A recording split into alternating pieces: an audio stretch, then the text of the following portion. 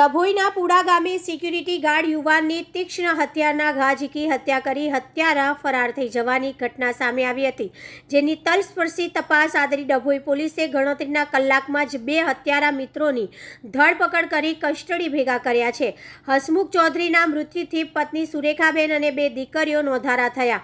ડભોઈ તાલુકાના પુડા ગામની સીમા ખેતરમાં જવાના રસ્તા ઉપર ગતરોજ એક યુવકનો લોહી લુહાણ હાલતમાં મૃતદેહ મળી આવતા ચકચાર મચી જવા પામી હતી। આ બનાવની જાણ ડભોઈ પોલીસને થતાં તાત્કાલિક ઉચ્ચ અધિકારીઓ સહિતનો કાફલો ઘટના સ્થળે દોડી આવ્યો હતો અને ડોગ સ્ક્વોડ, FSL, LCB સહિતની પોલીસની વિવિધ અલગ અલગ ટીમો ઘટના અંગે તપાસનો ધમધમાટ શરૂ કર્યો હતો અને હત્યા કોણે કરી છે તે દિશામાં પોલીસે તપાસ કરી આરોપીને ઝડપી પાડવાના ચક્રો ગતિમાન કર્યા હતા। ડભોઈના પુડા ગામની સીમમાં ખેતરમાં જવાના રસ્તા ઉપર યુવકને માથાના ભાગે ગંભીર ઈજા પહોંચાડી લોહી લુહાણ કરી હત્યા કરી હોવાનું પ્રાથમિક તારણ સામે આવ્યું હતું। આ ઘટના ડભોઈ તાલુકાના અંબાવથી પુડા જવાના માર્ગ ઉપર ખેતર નજીક મૃતદેહ ખુલ્લામાં મળી આવ્યો।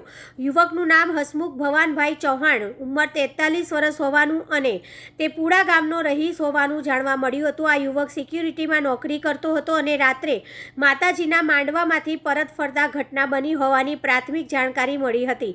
સમગ્ર ઘટનાને લઈને ડભોઈ પોલીસ સહિત DYSP આકાશ પટેલ, ડોગ સ્ક્વોડ અને FSL ટીમ ઘટના સ્થળે પહોંચી વધુ તપાસનો ધમધમાટ ચલાવ્યો હતો।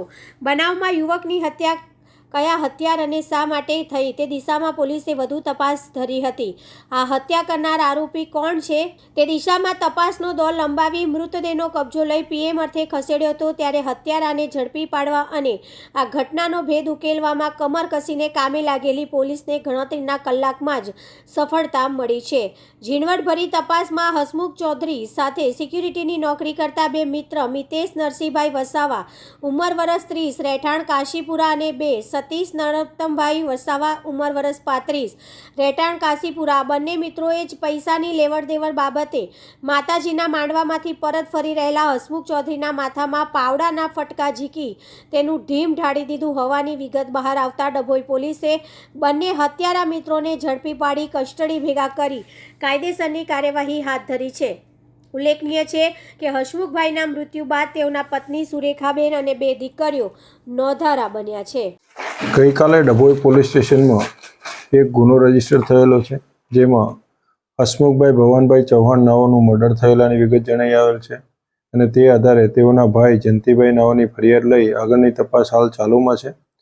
એ દરમિયાન વિગત જોતા તારીખ 20/2/25ના રોજ સાંજના 7 થી 8 વાગ્યાના અરસામાં હસમુખભાઈ ઘરેથી કહેલા કે હું એમની પત્નીને કહીને ગયેલા કે હું આવું છું, મને ફોન ના કરતા। તે અનુસંધાને તે પછી તેઓનો ફોન રાત્રે બંધ થઈ ગયેલો અને શોધખોળ કરતો મળી આવેલા નહીં અને બીજે દિવસે સવારે એટલે કે ગઈકાલે સવારે તેઓની લાશ તેઓના ખેતરની જોડેથી જ મળી આવેલી હતી। આ આધારે હાલ ડભોઈ પોલીસ દ્વારા તપાસ ચાલુમાં છે। તપાસની વિગત જોતો તેઓના મિત્ર મિતેશ નટવરભાઈ વસાવા નાઓ સાથે પરિચય હતો અને તેઓ બંને જોડે નોકરી પણ કરતા હતા અને પૈસાની લેવડ દેવડના કારણે આ મિતેશ વસાવા અને તેઓના જોડીદાર સતીશ વસાવા નાઓએ તેઓનું મોત નિપજાવેલાની વિગત જણાઈ આવેલી હતી અને એ આધારે બંનેની ધરપકડ કરી હાલ આગળની કાર્યવાહી ચાલુમાં છે।